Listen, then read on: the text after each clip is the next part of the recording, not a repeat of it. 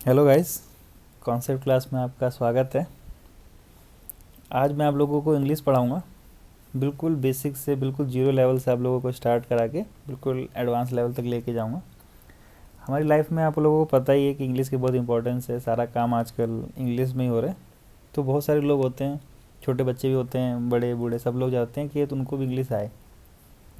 तो गाइस हम लोग यहाँ पे इंग्लिश पढ़ेंगे आज, और बहुत बेसिक लेवल से बहुत आराम से स्टार्ट करूँगा। जिनको आता होगा प्लीज़ वो भी अपने, जिनको नहीं आता उनको भेज के चेक करवाइएगा कि मैं कैसा पढ़ा रहा हूँ। और चलिए शुरू करते हैं। तो आज हम लोग गए, सबसे पहले हम लोग पढ़ेंगे पार्ट ऑफ स्पीच के बारे में। पार्ट ऑफ स्पीच के बारे में पढ़ेंगे, क्योंकि यही सबसे इम्पॉर्टेंट चीज़ होती है इंग्लिश में।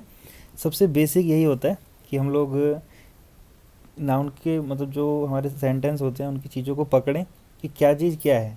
जब हम लोग इंग्लिश को शुरू करते हैं तो उसमें सबसे पहले हम लोगों को यही पता होना चाहिए कि नाउन क्या है, प्रोनाउन क्या है, एडजेक्टिव क्या है। तो इसी चीज़ को आज हम लोग इंट्रोडक्शन लेंगे और धीरे धीरे करके मैं एक क्लास आपको सब समझा दूंगा। तो चलिए सबसे पहले हम लोग जानेंगे कि पार्ट ऑफ स्पीच होता क्या है। तो इंग्लिश लैंग्वेज में जितनी भी वर्ड होते हैं वो सारे के सारे इन्हीं पार्ट ऑफ स्पीच के अंदर ही डिवाइड होते हैं। तो टोटल पार्ट ऑफ स्पीच 8 होते हैं, 8 तरीके के पार्ट ऑफ स्पीच होते हैं। तो इसको हम लोग जानते हैं कैसे क्या होता है। तो सबसे पहला जो नंबर आता है हमारा वो आता है नाउन का। नाउन, नाउन को हिंदी में अगर हम लोग पढ़ते हैं तो इसको हम लोग हिंदी में संज्ञा कहते हैं। संज्ञा कहा जाता है नाउन को। तो ये बेसिकली होता क्या है, किसी भी नेमिंग वर्ड को, कोई भी नाम हो जैसे राम, श्याम, सीता, गीता, तो इस सभी चीज़ को हम लोग नाउन के अंदर काउंट करते हैं। तो ये नाउन होता है। जैसे अगर मैंने ऐसे लिखा है कि Ram is a good boy, तो इसमें जो नाम आया ये एक लड़के का, यही हमारा नाउन है। ठीक है, तो ये नाउन था। दूसरी जो चीज़ होती है वो होती है हमारी प्रोनाउन। प्रोनाउन, प्रोनाउन को हिंदी में हम लोग कहते हैं सर्वनाम। सर्वनाम, तो जैसे अभी हम लोगों ने एक एग्जाम्पल लिया था Ram is a good boy, तो वैसे ही इसमें प्रोनाउन में क्या होता है कि नाउन की जगह पर जो वर्ड आते हैं उनको हम लोग प्रोनाउन कहते हैं। तो हम ऐसा तो करते नहीं है कि बार बार नाम लेके बोलते हैं। नाम की जगह पे ये वो इस तरीके से भी हम लोग बोलते हैं, तो वही प्रोनाउन में आता है। तो जैसे अगर हम पिछले सेंटेंस का एग्जांपल लेके पढ़ते हैं आगे कि Ram is a good boy, Ram is a good boy. तो जब राम गुड बॉय है तो राम की जगह पे कोई दूसरा वर्ड लिखेंगे। तो क्या लिखेंगे, जैसे he is a good boy, तो वह एक अच्छा लड़का है। तो राम की जगह पे हम लोगों ने यूज़ किया ही का, तो ही जो हुआ वो आपका प्रोनाउन कहलाता है। तो समझता हूँ मैं आप लोगों को यहाँ तक आ गया होगा। आगे करते हैं। जो तीसरे नंबर पे हमारी जो चीज़ आती है वो है हमारा एडजेक्टिव। एडजेक्टिव, एडजेक्टिव का मतलब क्या होता है, विशेषण। विशेषण का मतलब आप लोग ये समझिए कि कोई भी खासियत, कोई भी विशेषता को बताने वाले जो वर्ड होते हैं उनको हम लोग विशेषण कहते हैं। तो जैसे हम लोग पिछले एग्जाम्पल में हम लोग देख रहे हैं कि हम लोगों ने लिखा था he is a good boy.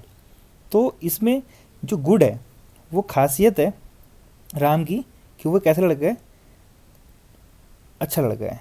तो इसमें जो गुड हुआ आपका वो विशेषण कहलाएगा। तो किसी भी वर्ड की विशेषता, किसी भी नाउन की जो खासियत को बताए उसको हम लोग एडजेक्टिव में काउंट करते हैं।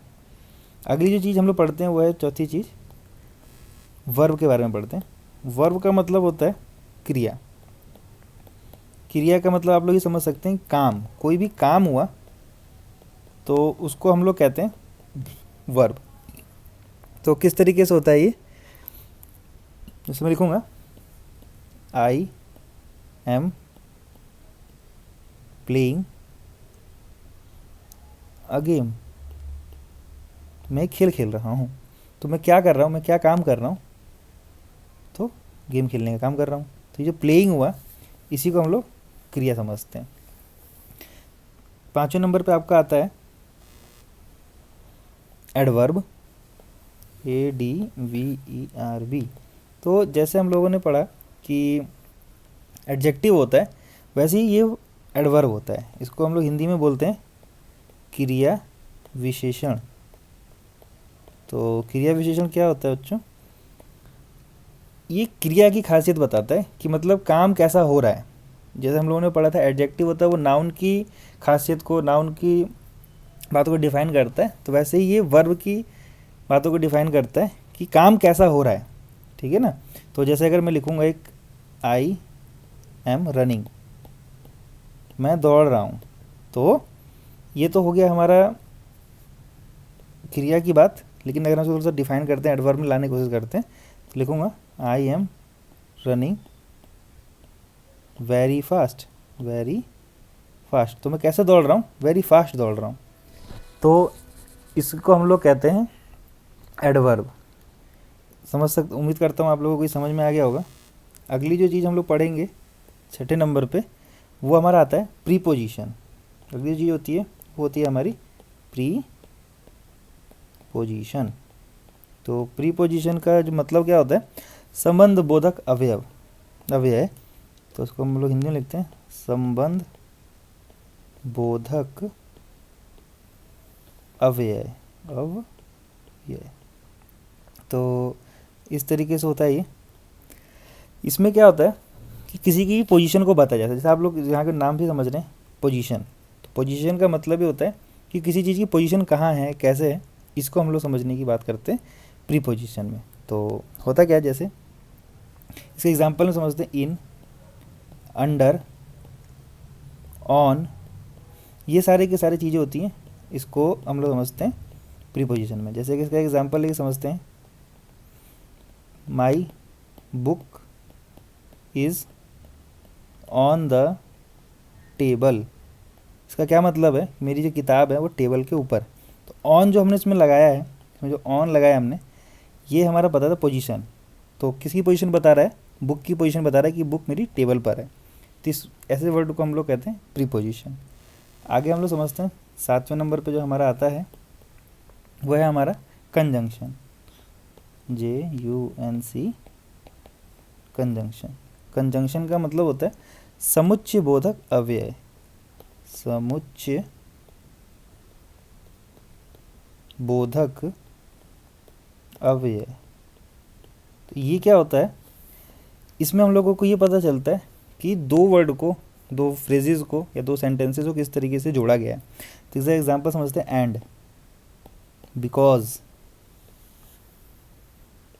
ये कुछ एग्जांपल हैं इसके। हम आगे जब पढ़ेंगे, जब अच्छे से पूरी क्लास लेंगे एक एक टॉपिक की, एक एक पार्ट ऑफ स्पीच की, तो हम और अच्छे समझेंगे। अभी बस आपकी एक इंट्रोडक्शन क्लास है, तो मैं आपको बस थोड़ा थोड़ा समझा रहा हूँ, आगे की क्लास में बहुत अच्छे समझेंगे। तो होता क्या है, एंड जैसे लिखा हुआ है राम एंड श्याम। तो इसमें हम बात कर रहे हैं राम और श्याम। तो इसमें राम और श्याम को जोड़ा गया, किस वर्ड से जोड़ा गया? एंड से। ठीक है। ऐसे अगर एक और एग्जांपल लेते हैं हम लोग, तो बिकॉज का एग्जांपल कैसे होगा? जैसे, सॉरी ये थोड़ा सा लाइट हो गया, हाँ अब सही है। A player had to retire because of the injury. उसका क्या मतलब हुआ कि प्लेयर को रिटायर होना पड़ा क्योंकि उसको इंजरी हो गई थी। तो बिकॉज जैसे यहाँ दो सेंटेंसेस को जोड़ने में काम आया, तो इस तरीके से हम लोग कंजंक्शन का यूज़ करते हैं। लास्ट हम लोग पढ़ेंगे 8th नंबर, जो हमारा लास्ट पार्ट्स ऑफ स्पीच में आता है वो है हमारा इंटरजेक्शन। इंटरजेक्शन, तो इंटरजेक्शन को हिंदी में हम लोग बोलते हैं विस्मयादि बोधक अव्यय।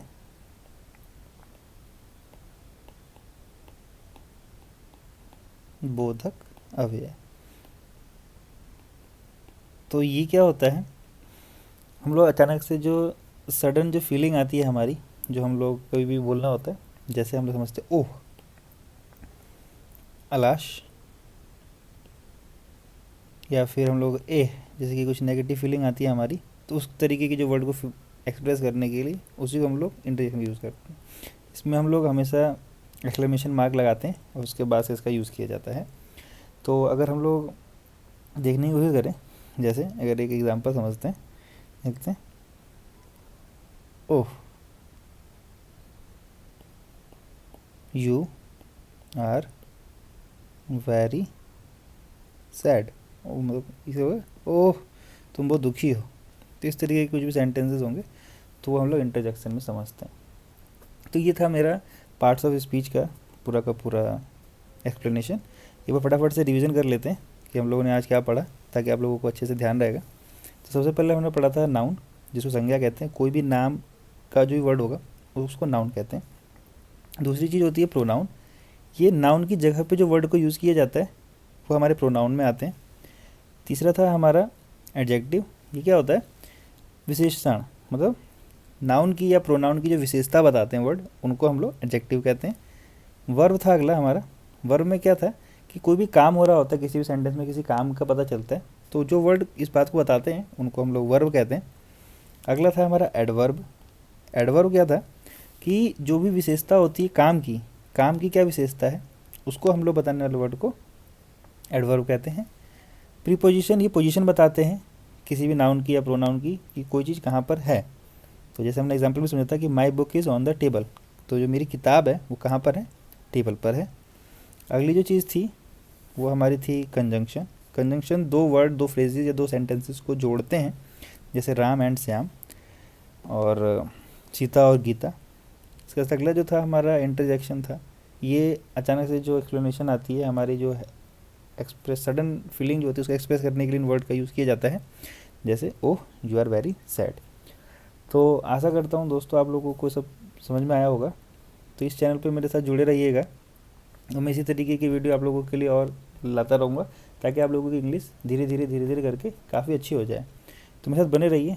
3 महीने के अंदर अंदर ही आपकी बहुत अच्छी इंग्लिश हो जाएगी। और अब इस वीडियो को मेरे लाइक करिएगा, सब्सक्राइब करिएगा। पढ़ते रहिए, खुश रहिए, स्वस्थ रहिए। जय हिंद।